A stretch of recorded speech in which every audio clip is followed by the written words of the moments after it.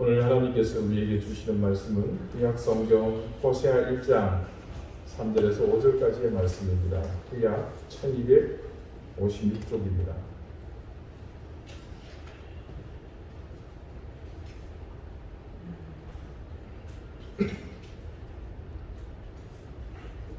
호세아 1장 3절에서 5절까지의 말씀을 제가 읽겠습니다. 이제 다 같이 자리에서 일어나 하나님의 말씀을 경청하십시오.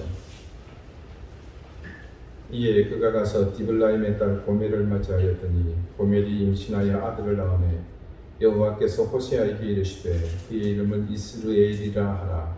조금 후에 내가 이스라엘의 피를 여호의 집에 갚으며 이스라엘 족속의 나라를 폐할 것이니라. 그날에 내가 이스라엘 골짜기에서 이스라엘의 활을 꺾으리라 하시니라. 아멘. 자리에 앉으시기 바랍니다. 하나님께서 이 말씀으로 우리에게 은혜 주시기를 원합니다.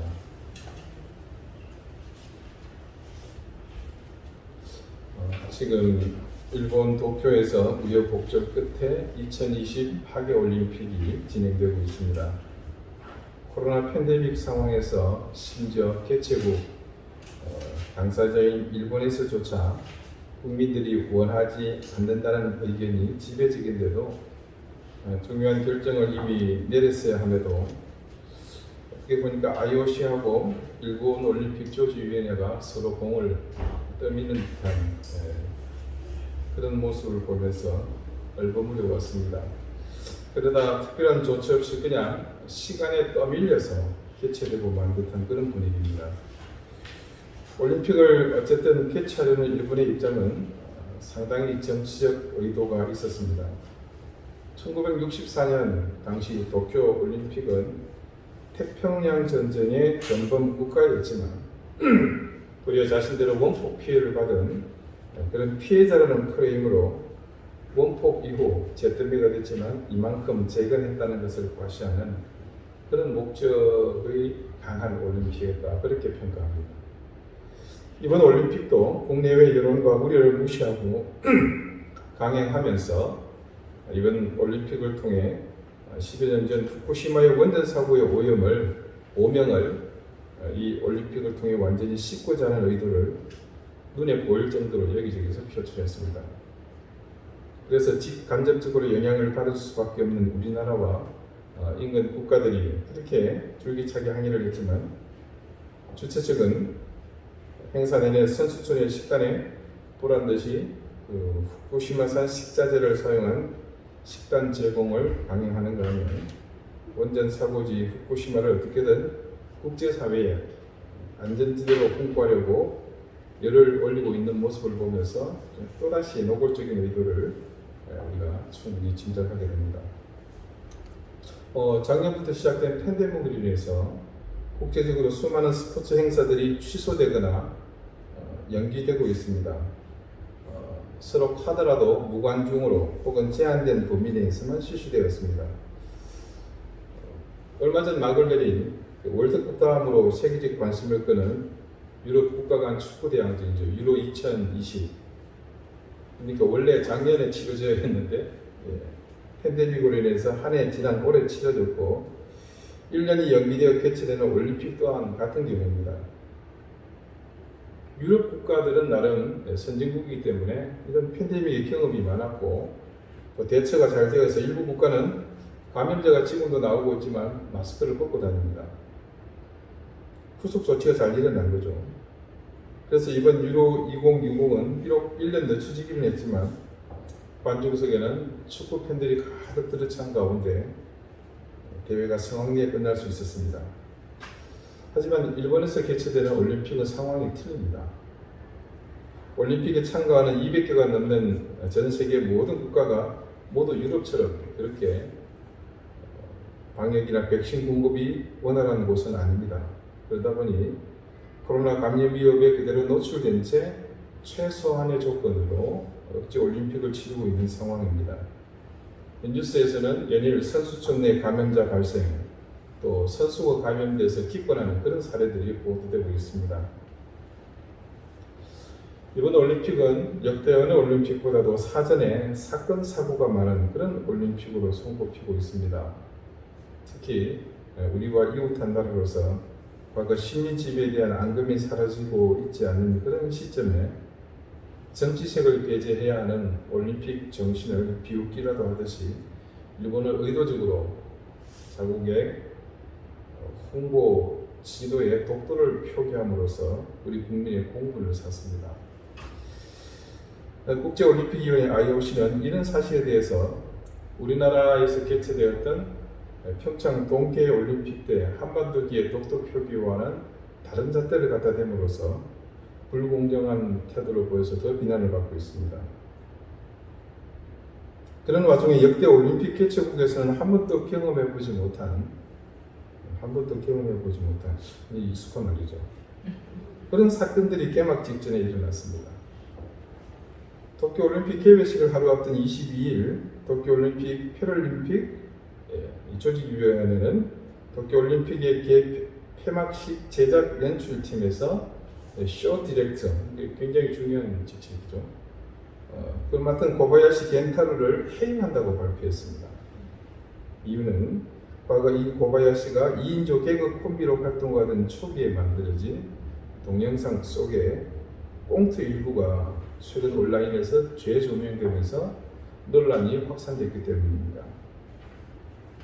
해당 영상에서 고바야시가 진짜 그 유대인 대량 학살놀이 하자고 했을 때 그때 말이야 그렇게 말을 하면서 이 홀로코스트 대량 학살을 희화한 발언을 한 부분이 문제가 된 것입니다.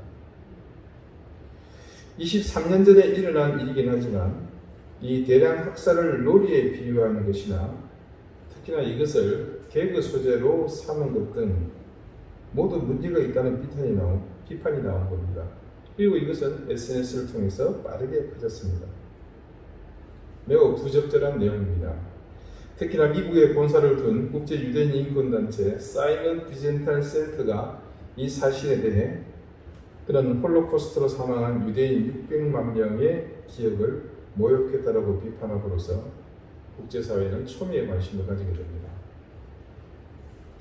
이럴 경우 통상적으로 스스로 사임을 하거나 아니면 직무에서 배제하는 등의 조치를 하는 것이 일반적인데 하시모토 세이코 조직위원장은 고바야시를 즉각 해임했습니다. 이는 법적 조치를 하는 일을 제외하고는 최고로 강한 제재를 한 것이라고 봐야 합니다. 사임이 아니고 강제 해임입니다. 그런데 이번 올림픽을 준비하는 책임자가 해임된 것은 이 고바야시가 처음이 아닙니다. 불과 몇 개월 앞서 이번 올림픽 개막식 음악 감독 오야마다 게이고가 학창 시절에 학우를 괴롭힌 일명 학폭이라 그러죠. 그 학폭가의 사실이 드러나면서 사임하는 일이 일어났습니다. 그로 인해서 그가 참여한 개막식 오프닝 음악 중 일부는 취소되는 상황에까지 이릅니다. 사실 발단은 그보다 더 오래전에 있었습니다. 모리 요시로 전 도쿄올림픽 조직위원장으로부터입니다. 그는 지난 2월에 여성 이사가 늘어나게 되면 회의가 길어진다라는 여성 비하 발언이 논란이 되면서 의혹계로 조직위원장 자리에서 물러나야 했습니다. 그리고 그 다음 3월엔 개폐막식 총괄 책임을 맡았던 사사키 히로시 크리에이티브 디렉터가 여성 연예인을 돼지로 분장시켜 출연시키자라고 주장했다가 여성 외모 비하 논란으로 그 뒤를 이어서 사퇴했습니다. 자, 이렇게 또한 4명이나 올림픽 개최 전에 자리에서 물러나는 초미의 일이 일어나게 됩니다. 해당 4명의 당사자 중 1002명은 일하는 과정에서 불미스러운 일로 사퇴했습니다. 하지만 고바야시 켄타로와 오야마다 게이코는 상황이 다릅니다. 그들은 과거 자신들이 했던 행동이 문제가 되었습니다. 지난주 말씀에 하나님께서 호세아에게 명령하신 특별한 일은 음란한 여인을 아내로 맞으라는 것이었습니다. 자, 호세아가 하나님으로부터 선지자로 구원받았죠. 그러면 제일 먼저 뭘 해야 됩니까? 시장에 가서 계란을 한 판 사다가 계속 성대를 활성화시켜야 되죠. 회개하라 외쳐야 됩니까? 근데 어디 가서 이 연사 강력히 외칩니다라고 하기도 전에 그는 굉장히 심각한 난관에 직면합니다. 과연 이 여인과 결혼을 해야 되는가? 이게 과연 하나님의 뜻이기는 할까 싶은 그런 명령 앞에 쓴 거죠. 그렇게 해서 억지로 만난 여인이 고멜입니다. 말씀의 앞뒤 정황을 보건대 아마 하나님께서 그 사람을 직접 지적하셔서 그 여인을 찾아가서 결혼해라 그렇게 하시는 것 같습니다. 고멜은 일반적인 사창가의 여인이 아니라 신전에 바쳐진 무녀일 가능성이 큽니다. 이런 추정이 가능한 것은 하나님이 지적하신 음란함의 대상이 여러분 육적인 것이었습니까? 아니죠. 두 가지를 모두 포함한 것이었죠. 육적인 것과 영적인 것을 모두 포함합니다. 그렇기 때문이죠. 그런 의미에서 볼 때 그 당시 바알을 숭배하던 신전의 무녀가 그 조건에 가장 부합하는 사람입니다.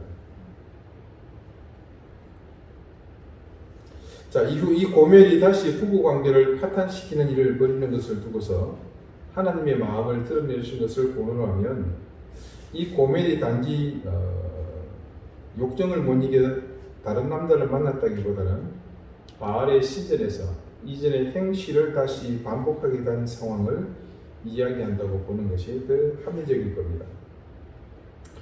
그렇게 말도 안 되는 기상천외한 결혼을 하게 된 호세아는 3명의 자녀를 낳습니다. 물론 이것도 하나님의 명령이었죠.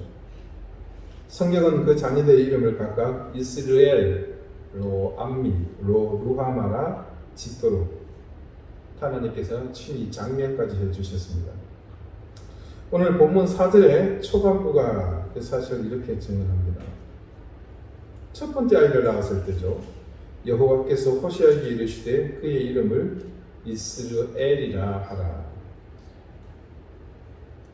하나님께서 그 아이의 이름을 지어주신 것은 각각 그 이름과 관련한 하나님의 의도를 담고 있었습니다.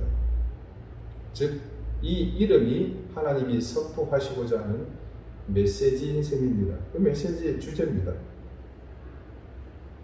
그 사실을 하나님은 이렇게 밝히십니다. 조금 전 읽었던 4절의 후반부입니다. 조금 후에 내가 이스라엘의 피를 예후의 집에 갚으며 이스라엘 족속의 나라를 폐할 것입니다. 네, 아예 이스라엘의 이름과 또 다른 이스라엘이 등장하죠.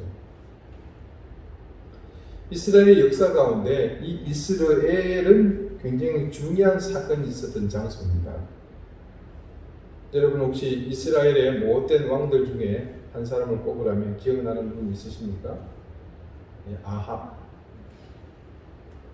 그 아합과 더불어 이방 사람으로서 왕비가 된 이세벨. 자, 이들이 권력의 힘을 이용해서 우상을 숭배하면서 하나님의 선지자를 못되게 괴롭혔죠. 엘리야 시대에 있었던 사람입니다. 자, 그때 아합이 이 왕이 한 포도원을 보고는 너무나 탐이 났습니다. 자기 집무실 창문을 여니까 전원처럼 펼쳐진 포도원이 있거든요. 주인을 수소문 해보니까 나봇이라는 사람의 소유입니다. 그래서 야, 그거 나한테 팔아라. 평당 시세가 50만 원인데 내가 200만 원 쳐줄게. 그런데 거절당했죠. 이유를 제가 말씀드릴 적이 있는데 기억하시겠습니까? 가나안 땅에 있는 이스라엘의 모든 토지는 하나님께서 그곳에 정착하기 시작했을 때 그 가문들에게 기업으로 주신 땅들입니다. 이 이야기는 즉 그 땅을 소유를 변경할 수 없다는 겁니다. 설령 사정이 있어서 구입하고 되팔았다 하더라도 언제요? 희년이 되면 다시 돌려주어야 합니다. 그런 사실 때문에 아합은 힘으로 빼앗을 수 없다는 것을 알았죠. 그래서 고민합니다. 그러나 그의 아내 이세벨은 이방 사람입니다. 여호와의 율법 따위는 중요하지 않은 사람이죠. 그래서 바보 같은 남편의 행동을 보고는 그 즉각 꾀를 냈죠. 시장의 나봇이 왕을 비난한다는 헛소문을 퍼뜨리게 되고 그 소문에 근거해서 나봇을 잡아 죽입니다. 그리고 포도원을 차지합니다. 이 포도원이 있었던 곳이 이스라엘 평지입니다. 그리고 그 포도원이 잘 보이는 곳에 뭐가 있었습니까? 왕의 행궁이 있었던 거죠. 자, 그 사건이 있고 오래전에 아합은 이제 죽습니다. 술을 다해 죽고 그 아들 요람이 왕이 되었습니다. 그때 하나님께서 엘리야의 제자인 엘리사에게 한 가지 명령을 내립니다. 그 명령은 요람의 요람 왕이죠. 아합의 아들 요람의 신하 중 하나인 예후에게 기름을 붓고 그를 이스라엘의 왕으로 세우라는 명령입니다. 그래서 엘리사의 명을 받은 생도 하나가 때마침 길랏 라못에 있던 예후를 찾아가서 당신 예후가 맞느냐? 그렇다. 갑자기 머리에다가 기름을 붓고는 이 예후가 이스라엘의 왕이다 라고 선언해 버립니다. 그리고 아합 집안에 하나님께서 작정하신 그 일을 행하라. 그건 뭡니까? 그 아합의 집을 치고 그를 통해서 흘린 선지자들의 피를 그 여호와의 종들의 피를 이세벨에게 갚아주라고 선언해 버립니다. 자, 이 선포는 앞서 나봇의 포도원을 악독한 방법으로 빼앗은 이세벨의 악행에 대한 하나님의 선지자 엘리야가 저주하는 것이 그대로 시행되는 과정이기도 합니다. 자, 그건 그렇고요. 예후의 상황을 한번 봅시다. 자, 아주 악랄한 왕이 집권하는 시대에 누군가 저 사람이 왕이다라고 말을 했다면 그 다음 어떤 일이 벌어질 것 같습니까? 그 사람은 큰일 난 거죠. 당장 반역죄로 추포돼서 목이 달아날 상황입니다. 그 시대에 이런 정도는 뭐 삼척 정도도 다 알 수 있는 상황 아니겠습니까? 그런 마당에 예후에게 하나님의 선지자가 보낸 생부가 와서 왕에 대한 의식이었죠. 왕과 선지자 또 그리고 제사장에게만 하는 머리에 기름을 붓고 이 사람 왕입니다 하고 네가 이스라엘의 왕이다 하나님의 말씀이다 이래버린 거예요. 예후는 느닷없이 자신을 찾아와서 말도 안 되는 일을 벌인 그 생두의 행동으로 인해서 진퇴양난에 빠졌습니다. 자, 이런 상황에서 당사자인 예후가 선택할 옵션은 많지 않습니다. 그냥 이것저것 따지고 계산해 봐도 답은 하나죠. 그냥 그대로 왕이 되는 수밖에 없습니다. 그래야 사는 겁니다. 결국 이 일로 예후는 졸지에 이스라엘의 왕으로 세움을 입게 되고 당시에 이스라엘의 왕인 그 아합의 아들 요람을 쳐 죽이게 됩니다. 왜요? 살려고 그렇게 한 겁니다. 예후가 아합의 왕 요람을 죽이는 과정이 이랬습니다. 예후가 이스라엘 평지로 향해 가는데 멀리 이스라엘 망대에서 예후가 오는 것을 본 요람이 그를 보고 이렇게 말합니다. 요람이 예후를 보고 가로되 예후야 평안이냐? 그러자 예후가 말하기를 대답하되 내 의미 이세벨의 은행과 술수가 이렇게 많으니 어찌 평안이 있으랴? 그렇게 대답하자마자 활을 꺼내서 요람 왕을 향해서 날렸습니다. 시위를 떠난 화살이 요람의 가슴에 점통으로 박히게 되고 그 화살 끝은 요람의 염통을 꿰뚫어서 죽게 만듭니다. 그리고 그 사체를 나봇의 포도원에 던져버립니다. 그렇게 요람 왕이 제거됐습니다. 하지만 악의 축인 이세벨은 아직 살아있죠. 그래서 예후가 다시 나를 받아서 이스라엘에 있는 이세벨을 찾아갑니다. 그때 그 과정을 성경 말씀은 이렇게 상세히 증언합니다. 열왕기하 9장 30절 이하의 말씀인데요. 예후가 아합의 아들 요람 왕을 죽인 직후입니다. 예후가 이스라엘에 오니 이세벨이 듣고 눈을 그리고 머리를 꾸미고 창에서 바라보다가 예후가 문에 들어오매 이르되 주인을 죽인 너 시므리여 평안하냐 하니 여기서 시므리는 예후의 집안 이름입니다. 시므리 가문의 예후는 예후가 얼굴을 들어 창을 향하고 이르되 내 편이 될 자가 누구냐 하니 두어 내시가 예후를 내다보는지라 이르되 그를 내던지라 하니 내려 던짐에 그의 피가 감과 말에게 튀더라. 그래서 그는 이세벨입니다. 표녀라고 하죠. 예후가 그의 시체를 밟으리라. 예후가 들어가서 먹고 마시고 이르되 가서 이 저주받은 여자를 찾아 장사하라. 그는 왕의 딸이니라 하매 가서 장사하려 한즉 그 두 볼과 발과 그의 손 외에는 찾지 못한지라.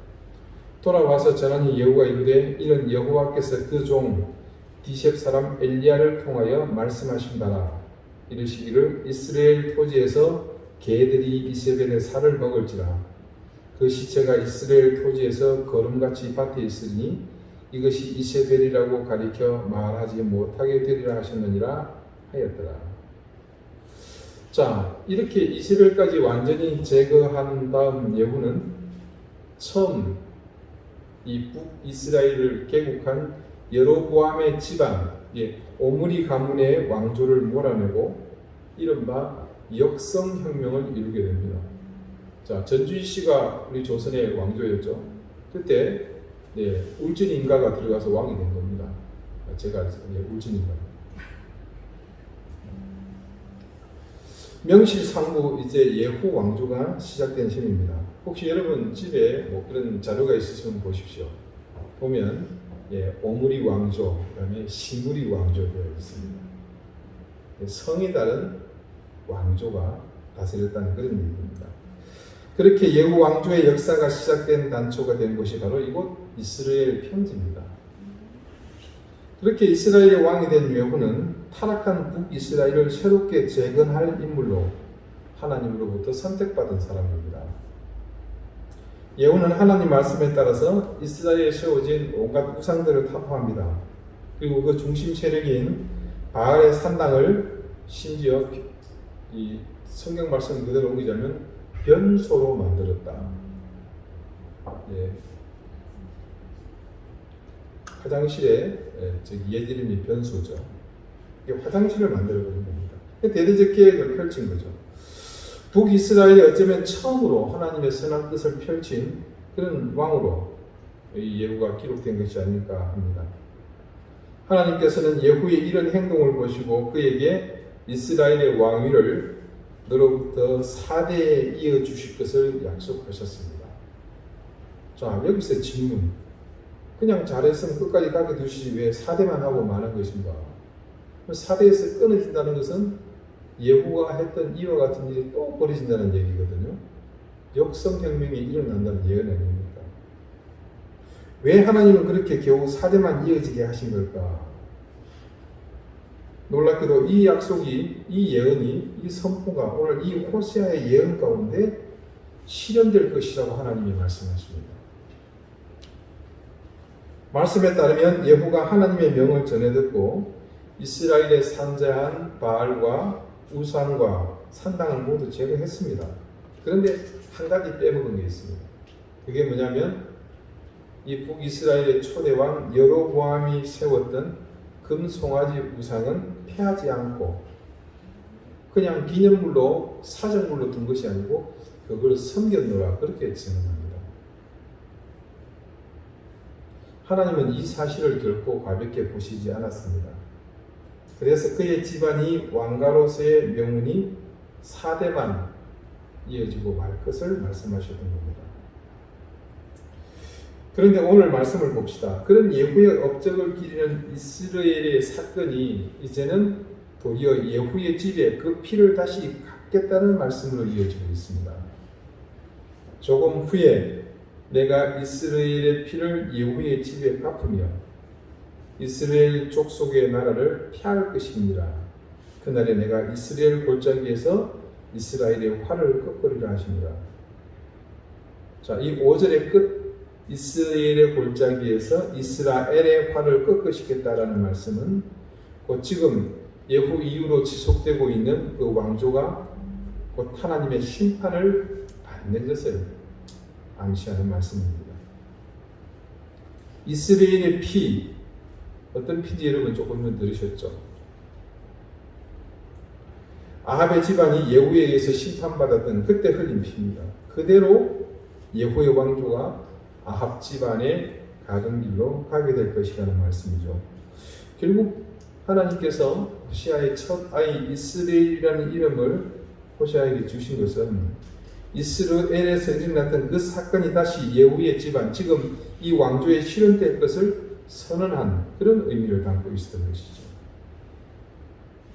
그리고 실제로 하나님의 약속대로 악행으로 인해 예후 이후 이어진 왕조가 살룸 때의 역성혁명을 통해서 다시 무너지게 됩니다.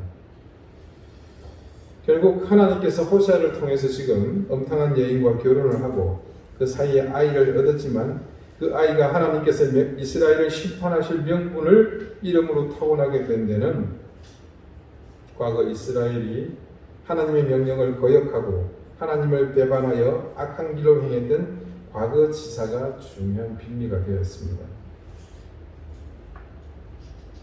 앞서 일본이 올림픽을 준비하는 과정에서 수십 년 전의 일까지 드러나 그에 대한 책임으로 사퇴까지 해야 하는 일이 있었듯이 사람과 사람 사이에 사람이 섞여 사는 세상에서도 이같이 과거의 행적이 모두 드러나는데 단지 여러분 그 네 사람만의 일이겠습니까? 여러분 올림픽을 함께 준비하는 사람들 가운데 좀 거창하게는 자료가 소실되었거나 또 입증하지 못해서 그렇지 아마도 이 네 사람의 경우와 같거나 그보다 더한 일을 한 사람도 얼마든지 있을 수 있습니다. 사실 여러분도 자신의 일들을 한번 더듬어 보십시오. 23년 전이면 1998년입니다. 그해 여러분에게 일어났던 일을 몇 개나 기억하실 수 있겠습니까? 아니 과연 그때 무슨 일이 있기나 했는지 그거라도 기억하겠습니까? 어쩌면 해임당한 당사자는 마른 하늘에 날벼락 맞은 꼴이 아니었겠습니까? 그런데 여러분 누군가는 그것을 기억했습니다. 누군가는 그것을 기억했고 그 사실이 만천하에 드러나면서 당사자는 도의적인 책임을 질 수밖에 없습니다. 사람들이 한데 어울려 사는 동안 그들 사이에서 매 시간, 매 분, 매 초마다 얼마나 많은 일이 일어나겠습니까? 그 많은 일들 속에서 겨우 한순간이 기억되어서 그 일에 대한 책임을 지는 일이 일어날 정도면 과연 하나님 앞에서 우리의 일들은 어떨 것 같습니까? 하나님께는 이보다 더 깊고 또 감추고 왜곡하고 심지어 흔적도 없이 제거했다고 자부할 수 있는 일까지도 모두 백일하에 드러나지 않겠습니까? 누군가가 하나님 앞에서 행한 악행을 잊지 않고 기억하고 있다면 그것은 분명 한 가지 경우밖에는 없습니다. 그 일에 대한 회한과 후회 때문일 것입니다. 그래서 그 일을 다시 반복하지 않기 위한 자신의 의지적인 노력이 뒤따르고 있었던 결과일 겁니다. 무슨 말입니까? 회개했다는 뜻입니다. 그러나 기억 속에서 희미하거나 그 일에 대한 작은 죄책감마저 상실되어 있다면 그것은 회개하는 마음이 그 근본에서부터 사라지고 없었다고 봐야 합니다. 오늘 호세아서의 시작 부분에 증거된 예언의 선포는 과거의 행실에 대한 하나님의 견해가 분명하게 기록되어 있는 말씀입니다. 지금처럼 기록할 영상이나 녹음 시설 하다못해 종이조차 변변하게 없던 그 시절 자신들이 직접 행한 것도 아니고 조상적에 행했던 까마득한 과거의 그 일을 누가 기억이나 하고 있었겠습니까? 그러나 하나님께서 그들의 행위를 악하게 보셨고 지금 선지자를 보내서 그 일을 들춰내신 것은 다른 것보다도 그들의 그 행위로 인해 오늘의 이 악함, 하나님께서 이 민족이 음란하다고 말씀하신 일이 그들 앞에 실현되었기 때문입니다. 우리가 기억하는 것, 기억 자체가 사실 중요한 것은 아닙니다.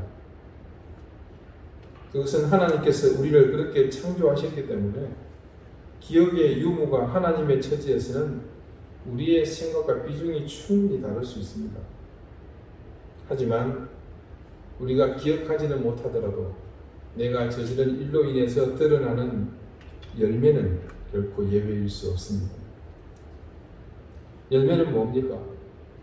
모두에게 적용되는 삶에 대한 하나님의 평가가 되기 때문입니다. 이스라엘이 예후를 통해 하나님이 주신 그 기회를 선용하지 못했습니다. 그런 결과는 오늘 호세아가 이 시대의 음란함에 맞서서 자신의 인생으로 증거해야 하는 뼈아픈 현실이 되었습니다. 그리고 그 결과에 대한 하나님의 의지는 단호합니다. 그날에 내가 이스라엘 골짜기에서 이스라엘의 활을 꺾으리라. 하나님은 우리의 모든 삶을 세밀하게 들여다 보십니다. 그 사실을 생각하면 우리는 그 하나님의 무서운 눈길에 두려움을 느끼지 않을 수 없습니다. 그러나 안심하십시오.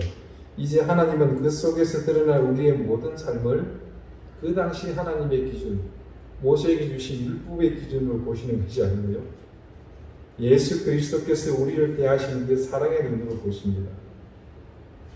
그렇다면 우리의 모든 삶이 악하든 추하든 하나님의 손길에 의해 용납되는 것일까요? 십자가의 보혈이 미치는 영향은 충분히 그럴 수 있습니다. 그리고 그것은 사실이기도 하고요.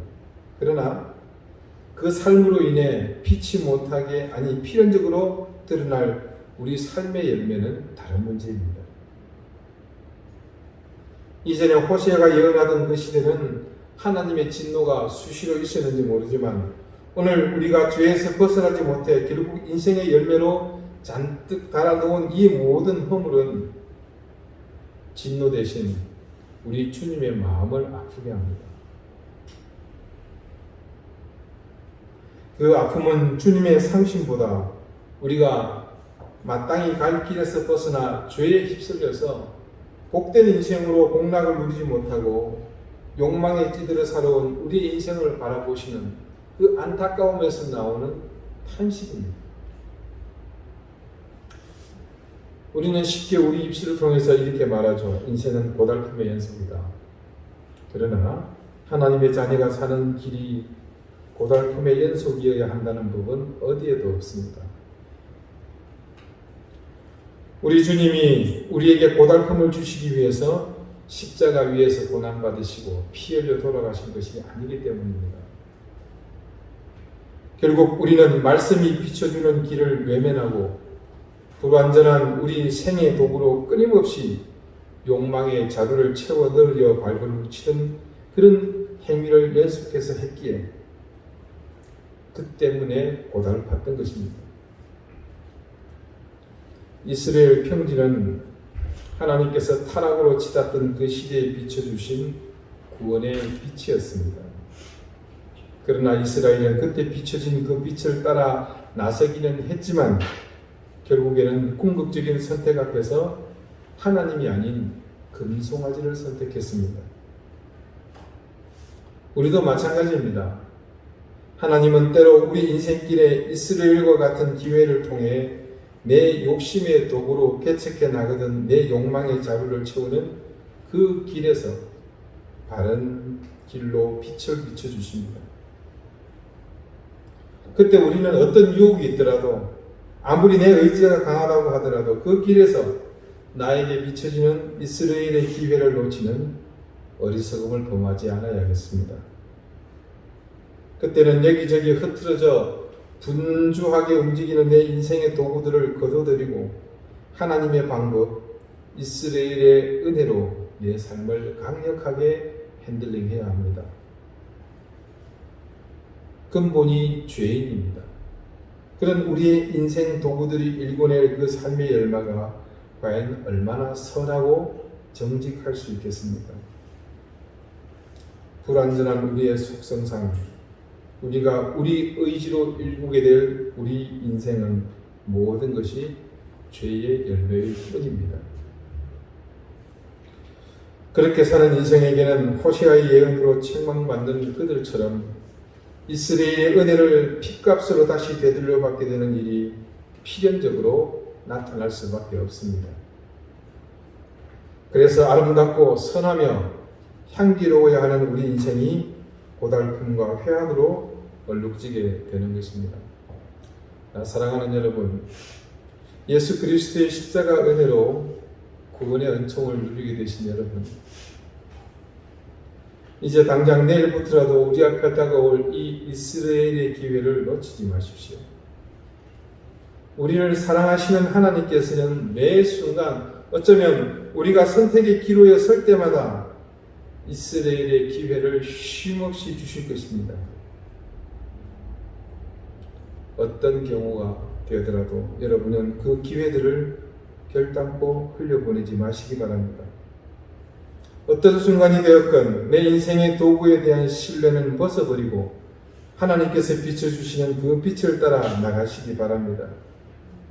그 선택, 그리고 그 선택을 통해 우리가 일고 갈 인생은 후일에 돌아보면 돌아볼수록 우리를 자랑스럽게 만들어 줄 것이며 십자가 보혈을 그대로 사는 인생의 가치를 분명하게 우리 생의 열매로 맺게 해 주실 것입니다. 기도드리시겠습니다. 하나님, 이스라엘은 이스라엘의 기회를 온전히 붙들지 못했습니다. 그래서 종국에는 그 붙들지 못한 기회로 인해 그들의 삶에 맺혀진 불순종의 열매들로 민족 전체가 음란에 빠지는 결과를 낳았습니다. 호세아가 그 공동체의 음란을 자신의 인생으로 살아서 증거해야 하는 그 참혹한 결과가 오늘 우리에게 답습되지 않도록 인도해 주십시오. 그들처럼 자신들의 인생 도구로 욕망을 만족시키는 욕망의 도구는 내버리게 하시고 하나님께서 예후를 통해 이스라엘에서 주셨던 그 기회를 온전히 성취해 나가는 삶이 되게 해 주십시오. 그래서 우리가 살아온 자국들은 눈물과 한숨으로 눅진 고통의 열매가 아니라 아름답고 선하며 향기나는 인생의 열매를 맺게 해 주옵소서. 예수 그리스도 이름으로 기도드리옵나이다. 아멘.